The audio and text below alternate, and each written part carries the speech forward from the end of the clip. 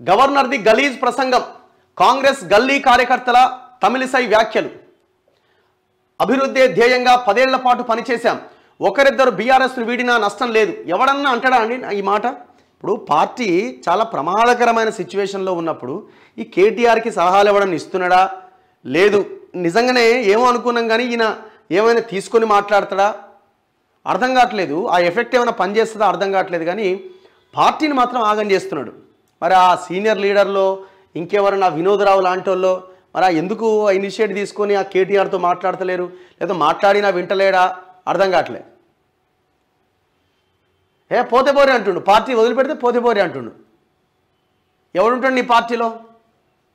ఈయన తీసుకున్న స్టెప్స్ చూడండి, ఆలోచన కామెంట్స్ చూడండి. ఏమంటున్నాడు? మీరు ఒకవేళ కాంగ్రెస్ పార్టీ మీ ఎమ్మెల్యేలను కనుక తీసుకుంటే మీరు గతంలో మాట్లాడారు, ఇప్పుడు ఎందుకు మా ఎమ్మెల్యేలను తీసుకున్నారని అవకాశం మీకు ఉండాలి ఎప్పటికీ. ఒకవేళ అవకాశం మీ చేతిలో ఉండాలి.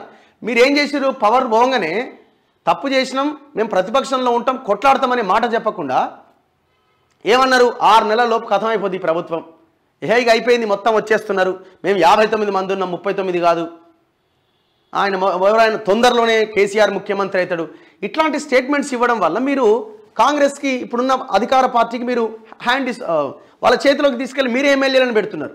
వాళ్ళు ఏమంటారు? ఇప్పుడు మీ పార్టీని విలీనం చేసుకొని మీ పార్టీ ఎమ్మెల్యేలను తీసుకొని అవును నా పార్టీని అస్థిరపరచాలని కుట్ర చేస్తున్నామని వాళ్ళ మాటల్లోనే తెలుస్తున్నది, మరి మేము ఏం చేయాలా, తప్పదు కదా అని వాళ్ళు మీ పార్టీలో ఉన్న ఎమ్మెల్యేలను తీసుకునే అవకాశం ఉంది. ఇట్లా నీ పార్టీని బొంద నువ్వే పెట్టుకుంటున్నావు. ఇంకేమంటుండు?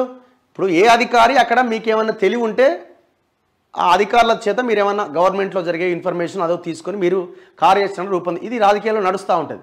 మేము షాడో టీంలను పెట్టినాం, ఆడ అధికారులు ఈడ అధికారులు అని చెప్తే పాపం జెన్యూన్గా పనిచేసే బీఆర్ఎస్లో ఉన్న అధికారులను కూడా వాళ్ళు వెతికి వెతికి వెతికి వెతికి మరీ లూప్ లైన్లో పడేస్తున్నారు. అట్లా కూడా కేటీఆర్ వల్ల చాలామంది అధికారులు నష్టపోతున్నారు. మరి ఎవడు చెప్తున్నాడో ఈయనకి కథం పట్టిస్తున్నాడు. గవర్నర్ది గలీజ్ ప్రసంగం అట.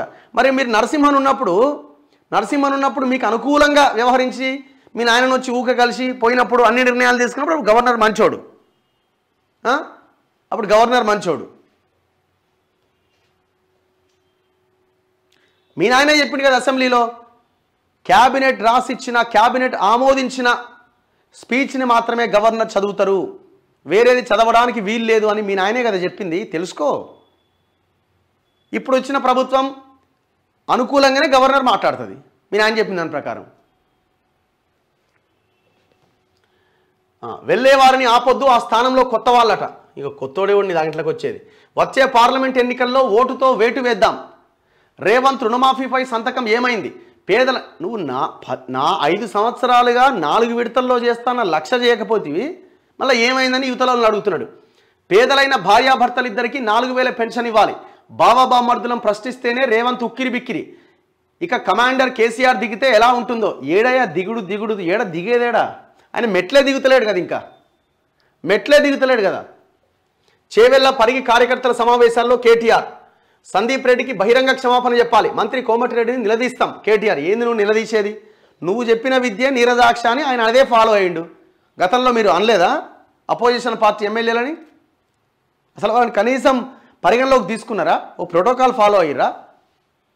నువ్వు గవర్నర్ని అవమానిస్తేవి, ప్రతిపక్ష పార్టీ నాయకులని కాదు, గవర్నర్ ఏదైనా మీటింగ్కి వస్తే మీరు మంత్రులు అధికారులు కూడా అక్కడి నుంచి పంపించేస్తుంది.